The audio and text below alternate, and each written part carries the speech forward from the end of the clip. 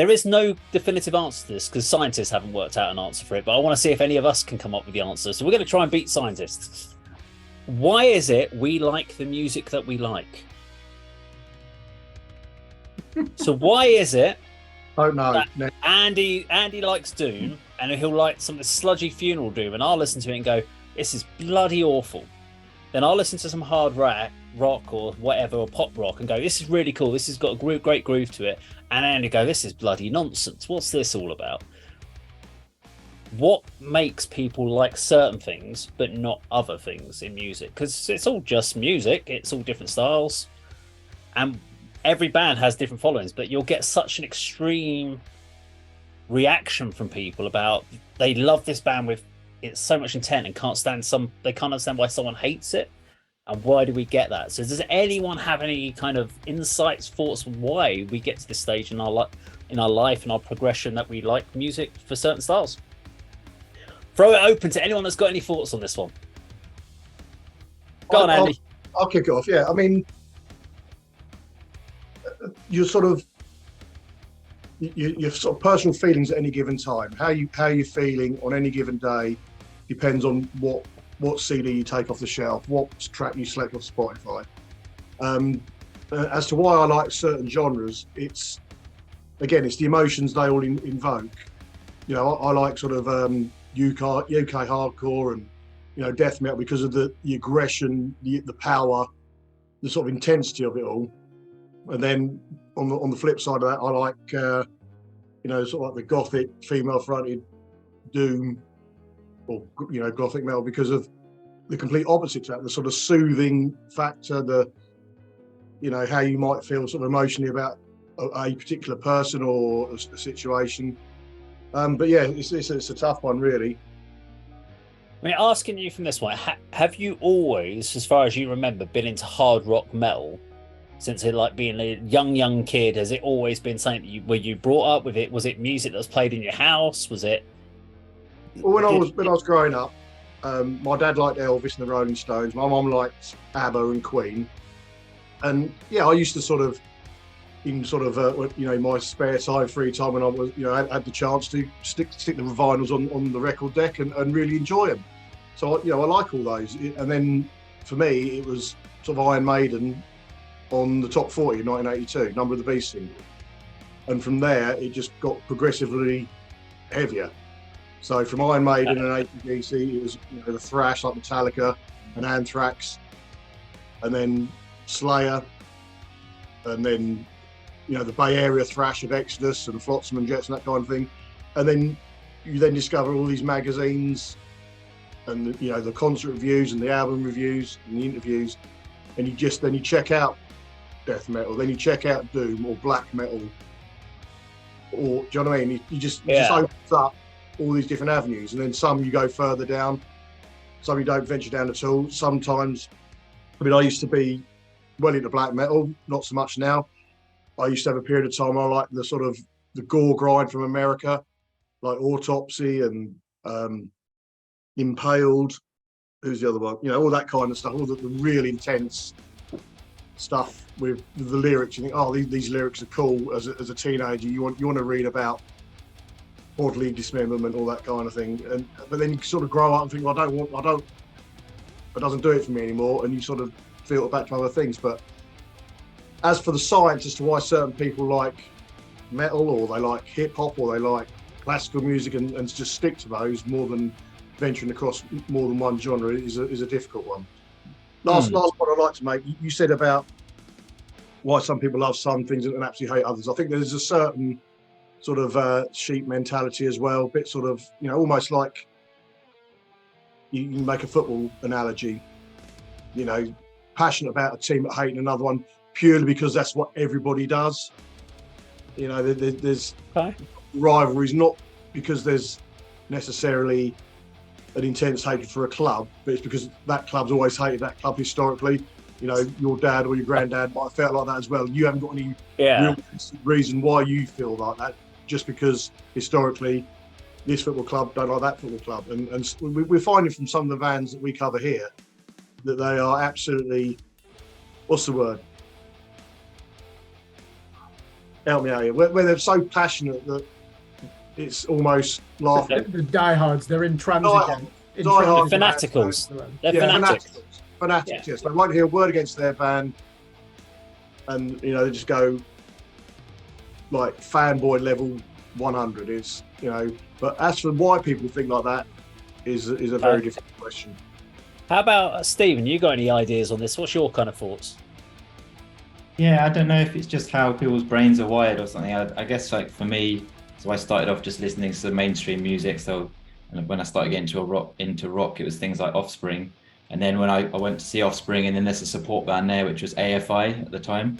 And I was like, oh, I like Offspring, but oh, hold on, these guys are like super edgy and a bit more like hardcore. So then I sort of followed down that path a bit. And then you get to know like associated bands of that.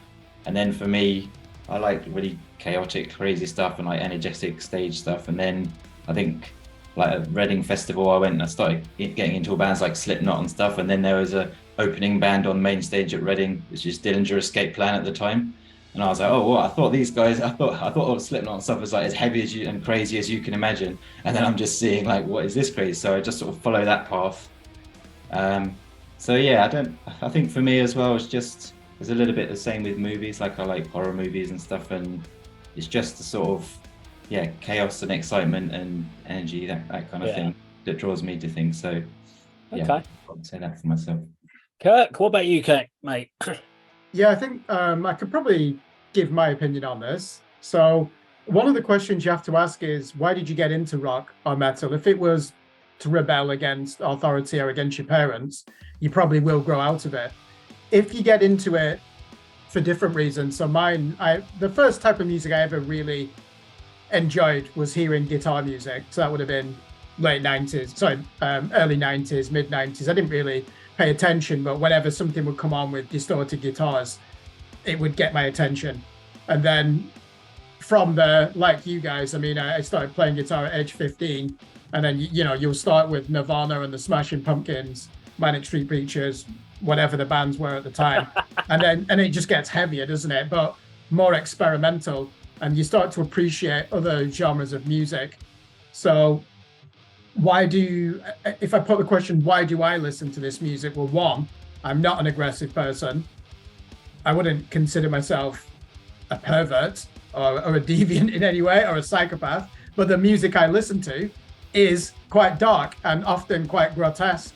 And often it feels like the artist is creating a nervous breakdown in audio form. And for some reason, I love music like that. And I think, especially with metal, it's a counterculture, isn't it? So when we talk about elitists and gatekeepers, at the other side, when I was 16, hardly anyone listened to this music. So when you start your first day at sixth form college and you see someone wearing a Nine Inch Nails t-shirt, you think, oh, that's someone with a similar music taste to me.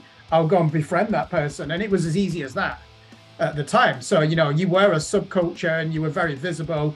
So you had that community as well. And obviously we see that in more advanced forms with hardcore music, don't we? Which actually developed its own political manifesto famously in the 90s with the straight edge scene. It's DIY. And if you look at the lyrics for Hatebreed, that's all about, it's all about getting on with life, isn't it? It's like, don't make excuses, don't give in to the curse of the fatalist. Self-reliance, Cro-Mags are the same. So some of these genres of music are a lifestyle as well, and I completely understand why you would get into that. At the other end, is death metal a lifestyle? No, I doubt it. Is black metal a lifestyle? Yes, it is. In some parts, certainly in that Norwegian scene in the early 90s. So you've got the fraternity element to it. But getting back to the question, the longevity. That'd be a good idea, yeah. Why do I at age 40 still listen to this music? I appreciate the musicianship. I think because there's more micro genres in rock and metal probably than any other genre, you're never really gonna feel like it's reached saturation point. Whatever the new trend is, that will come and it will die, but something else will replace it. And you don't have to see it as a trend, but just be open-minded. And to me, I think that heavy music has evolved so much since the early 80s, and long may that continue. Okay. You're a little bit more specific about the genre of rock and metal rather than just music in general. So I'm going to this is where my head works, because I thought about this a lot. Being a landscape gardener, you have a lot of time on your hands when you're gardening on your own. You just start thinking through the top of your head as you're getting on with work. And I couldn't think of anything because I was going, well, when I was younger, yes, there was Capital Gold was played in the house. I grew up with Shawaddy Waddy and the Shadows and that sort of music being played, and the Carpenters was played in the house, and ABBA and stuff like that. And then I got into chart music, and so I was big into whatever came out in the 7-inch single. So it was all what was in the charts. It wasn't rock, and it was only when I got into my teenage years that I went down the route of started doing Def Leppard and all the British rock thunder and all that sort of stuff. So I can't sit there and say if I'm into metal and rock now, it can't be because of what I was at 6-7 years old, because I wasn't listening to anything like that.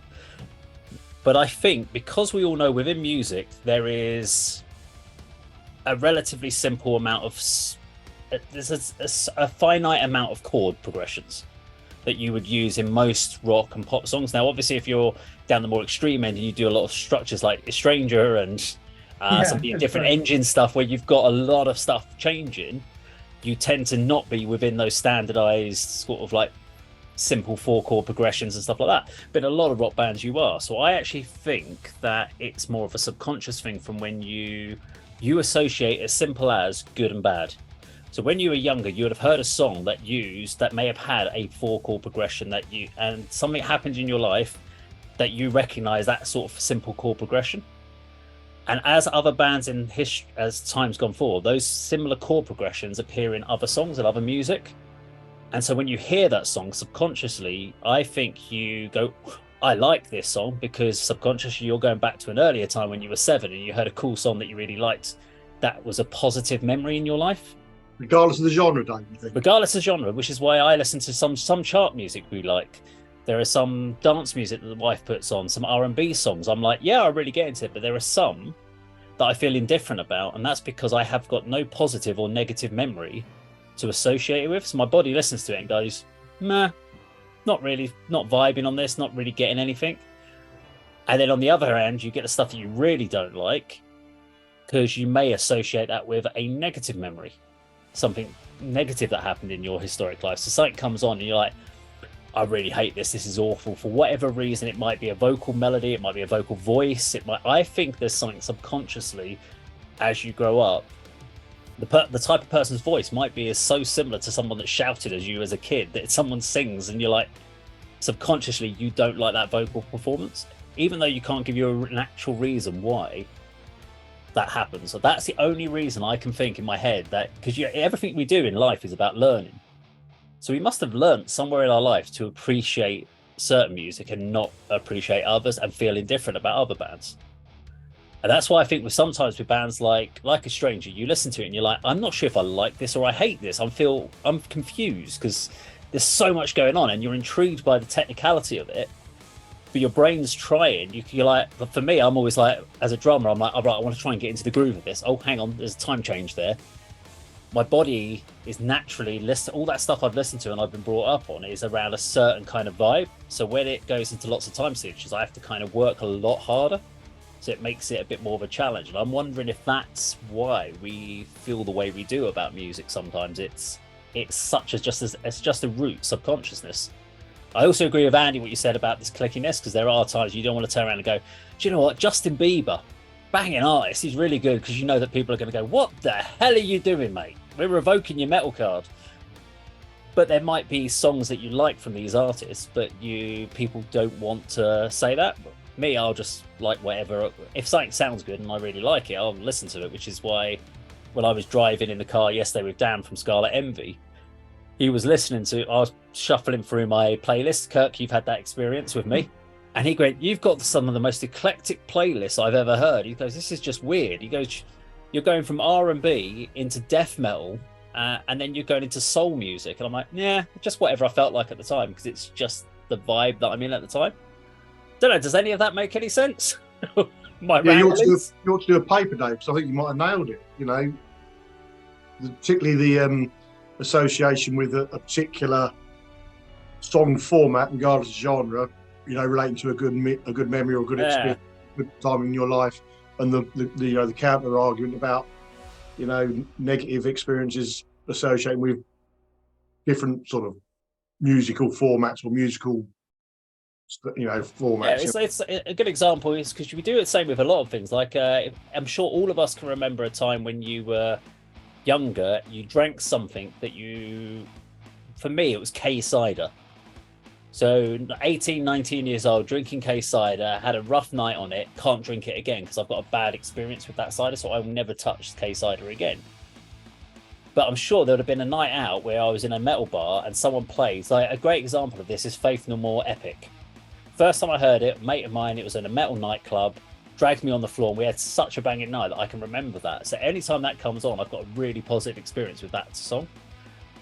And so subconsciously, I think there's also that element of great nights out, the music that was playing on that night, when that music comes on, that vibe, you do that. But then that same thing, that rough nights and bad experiences, music that was playing in the background, if your parents were fighting, it could be all sorts of stuff. And because of the chord progressions in those songs, we would then naturally try to make a pattern out of that in songs that come out from other bands. Do you not think music in itself can be a language? It doesn't need to be cerebral. It can be an instinctive thing, can it? And you don't even need to articulate it. You just feel it, don't you? And I went through a phase, probably in the early 2000s, where I would just dismiss bands like, you've got nothing to say in your lyrics. But I was misunderstanding there that the music itself can be the language. Because, I'll give you an example. You put on Beethoven, and most people are probably going to instinctively like it, myself included. It's just so powerful. And you don't even know how to describe the experience the first time that you come across, his Fifth Symphony, for example. But at the other end of the scale, I'm not a big fan of Beethoven's Fifth. It's music, it's subjective. But at the other end of the scale, you can give me an album by The Cure, the 1981 album, Faith, and it's just guitar, bass, and drums, not played particularly well, with excellent lyrics, and the vocals are so charismatic and emotive that it talks to you in a cerebral language, even if it's one that's a language of misery. So it depends, doesn't it, on your mood? And I think you said there as well, surely with memories, we're going to be sentimental as well, aren't we? There are songs that someone could play now which will remind me of my late father. I don't need to rationalize and analyze that. I just know that I associate it with a period in my life, and it will have an emotive impact. And that's the glory of music, isn't it? Yeah. I think one thing as well is just around, so you end up getting stuck with some bands that you're super into, that whole back catalogue, and in another world, in another life, it might have been a different band.